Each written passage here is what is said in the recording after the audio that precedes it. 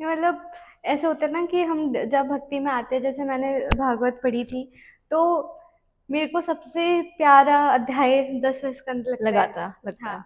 और मैंने खुद ये एक्सपीरियंस किया था कि जब आप 10वां स्कंद को पे आते हो ना, जब पढ़ते हो धीरे धीरे धीरे, तो आपको ऑटोमेटिकली एक अटैचमेंट होती है, बट एक डीप अटैचमेंट उसे पढ़कर होती है। पढ़कर होती है। और जब वो आप पढ़ते हो, ऐसा लगता है बिल्कुल इमेजिनेशन आपके सामने चल रही है, और जो जो उसमें लिखा है, लीलाएं लिखी जी, हैं, कि बिल्कुल आप उसमें खोते चले जाते हो। ये बात सच है। पर श्रीमद् भागवत पुराण जो है, पता है लोग थोड़े से कंफ्यूज हो जाते हैं भगवत गीता और और श्रीमद् भागवत गीता, भागवत हाँ, पुराण में। तो मतलब लोगों को लगता है कि दोनों एक ही एक ही टेक्स्ट है, है। पर दोनों एक टेक्स्ट नहीं है। बिल्कुल। भगवत गीता तो 700 श्लोक में, हम्म। जो भगवान श्री कृष्ण ने युद्ध बोल। के समय पे अर्जुन जी को जी। सुनाई थी, वो महाभारत से ली गई है। वो हाँ। श्रीमद् भागवत पुराण एक अलग ग्रंथ है, जो शास्त्र है, ग्रंथ नहीं हाँ। बोलूंगी, शास्त्र है, जिसमें भगवान के सारे अवतारों की कथा है।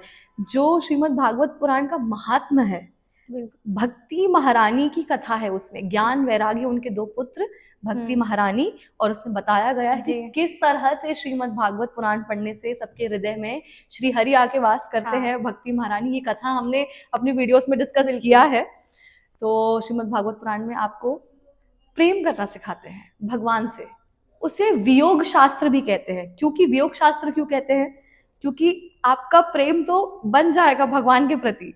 श्रीमद् भागवत पुराण, उसमें ना सिर्फ श्री कृष्ण की लीलाएं नहीं, परंतु भगवान के जितने भी अवतार अवतार हैं, हैं, उनकी जितने भी कथाएं। अवतार हैं, उनकी कथाएं हैं।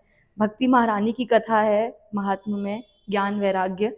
उसके अलावा उनके भक्तों की कथा है, बिल्कुल। उनके जितने भी भक्त हैं, चरित्र है, क्या क्या हुआ है, सब कुछ है, ज्ञान से भरपूर है। बिल्कुल। ज्ञान से भरपूर है श्रीमद् जैसे भागवत बोलते महापुराण। हैं कि श्रीमद् भागवत महापुराण साक्षात कृष्ण भगवान है। एग्जैक्टली बोलते हैं उनका शब्द विग्रह है हाँ। श्रीमद् भागवत महापुराण। बिल्कुल। तो जो 10th कैंटोमेंट है, जो 10वां स्कंद है, हम्म। वह डेडिकेटेड है भगवान श्री कृष्ण को। कृष्ण को।